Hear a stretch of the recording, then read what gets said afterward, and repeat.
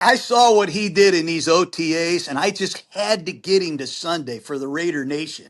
I just Yeah, knew he could be spectacular in our offense, but what a disappointment for me.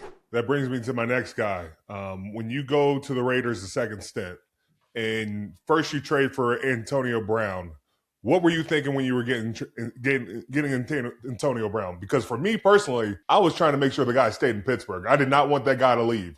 I knew what type of talent he was. He was electrical. But unfortunately, he ended up with you guys. What was that like? Yeah. You know what? I've kind of been trained my whole life to go get players that you covet, you cherish, you really want. And I was doing Monday Night Football. I don't know if you remember, but we had some games in Pittsburgh, and I would go watch the Steelers practice. Yep. And I would talk to Mike Tomlin quite a bit, because Mike was my friend. And every time I watched the Steelers practice in training camp, every time I saw them practice during the regular season, I was convinced that if they didn't have a fence around the stadium or the practice facility, Antonio would get killed by a car. He finished everything, man. I have Yeah. I have not seen a guy practice that hard since Jerry Rice. I swear to God, I had to have him. And Mm. over my career, right or wrong, we got Irving Fryer as a free agent. Late in his career, he played great. We got Andre Rison. We got Jerry Rice. We got Keenan McCardell. A lot of free agent players. Antonio Bryant. A lot of guys played great, and we took a shot. Unfortunately, it didn't work out. There were some issues, I think, off the field that he wanted to deal with. He Yeah. wasn't really as maybe focused possibly on football like he was in the past. But the two or three OTAs that we had him on the field, Cam, and he was running our routes, running my stuff. I went home one night, opened a bottle of Asti Spumani and drank it all. I thought we were going to complete every pass. Holy shit. I mean, this guy's running my routes better than they've ever been run before. And it's one of my biggest regrets, honestly, in my career that didn't work out. Coach, what was more annoying though, the helmet issue or when he burned his feet? Or the hot air balloon. The hot air balloon too was another Yeah. thing. You know what? I didn't even care. I'm okay with all of it. I've said, shit, well, you just get him to game day. I kept telling my guys, we're just going to get him to Sunday. We're going to Mm. get this guy to Sunday. There's certain players, and you know this, right or wrong, that Yeah. have a little bit bigger yard to play in than others. I just Yes. wanted to get around this guy and try to build a relationship with him and bring him into our world a little bit. But he was I think distracted by other things. I can't speak for him, Yeah. but none of that stuff really bothered me. Don't get me wrong; it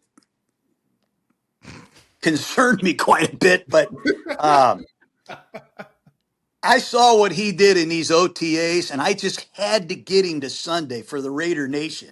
I just Yeah. knew he could be spectacular in our offense, but what a disappointment for me. I still have these tapes. I should send you some of these routes he ran, man. Please do. Yeah. I know exactly what you're talking about. Every play he would try to finish, and like every other receiver, I would tell like you want to be like AB when it comes to practice. Like you want to create these good habits. They were like, yeah, I'll do it every now and then. No, AB did it every single play. I've never seen kickoff returns and punt returns in practice every single play like that. It was special. Yeah. Yeah. I mean, the guy really was one of the great practice players of all time. And Yeah. when you talk about running routes, this guy could get out of it at top speed. I mean, he could go left or right or turn right back downhill at top speed, man. Almost like he was a double jointed Martian or something, man. I loved the possibilities. And we traded for Martavis Bryant, an ex Pittsburgh Steelers, a Mm-hmm. couple years before that, and that didn't work out either. Mm-hmm. So you damn Steelers, man, you guys are hard to deal with, man. I don't even know how you and Mike T even worked through that because I know there was a lot of cringe worthy moments in trying to get that deal done for either of those players. Well, Antonio was a big story. I think Mike Mayock was the GM at the time, and we got it done for a third round pick. We renegotiated the contract. We thought we were off and running, but unfortunately, sometimes things don't work out, Cam. Were you a little concerned when that's all it took is a third round pick, like for this guy, only a third round pick? Did that make you kind of like pause a little bit? Not really, not really at all. I think a lot of players, when they become 30 years old or close to 30, and they have a big contract, and they have some outbursts within the organization, sometimes it's time to move these salaries. And sometimes, especially at that position, teams aren't willing to give up a first round pick. But it was a roll of the dice. Let's not kid ourselves. There were some risks involved on both sides. Um, but again, I'll say this, it's one of my biggest regrets of never getting to coach him. My other regret is Randall Cunningham when I was the offensive coordinator of the Eagles in 1995. All I did was make him learn the West Coast offense. And if I had him now and know the things I know now and dabbled in some of the zone reads and dabbled in some of the quarterback run series, man, he could have been dynamite. He was a freak. Well, it's funny you bring that up. I love watching the clip of you coaching him and Chris Sims.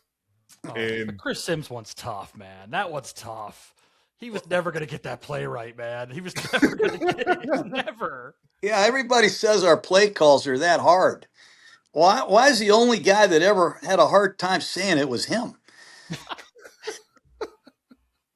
Maybe he had a hard time with it. Ask him. I will. I'll ask him. I'll see what But he you says. know this better than anybody. When you're an offensive team in this league and you're going to change personnel, you're going to use shifts, Mm, motions, different snap counts. You're going yeah. to have a lot of words to get out of the huddle. Then you start killing plays. This play's killed with that play. So, some of these guys, Sean Payton, you should hear their language. Sean Mm, McVay, these guys were on my staff. You ought to hear their verbiage. I mean, the mm. more you want to do, the bigger your airport is, the more traffic you have. You got a lot to say. Um, we're not just running up there, Hayden, clapping it. Well, I mean, some guys are doing that now, I guess. All They right, won't Coach. be around long. What was the biggest difference between Gruden the first time with the Raiders and Gruden the second time with the Raiders? Probably not that much, honestly. I think the second time, I think I was probably more fatherly. You know what I mean? I think the Mm-hmm. players were about the same age as my sons. And it was kind of cool to share that with my boys. My son Deuce is a world powerlifting champion. He's one of the strength coaches still today with the Raiders. But having a chance to go down there and see my son as part of the strength staff and go out there with these guys, I think I probably was a little more fatherly, but at the same time, I hadn't changed much.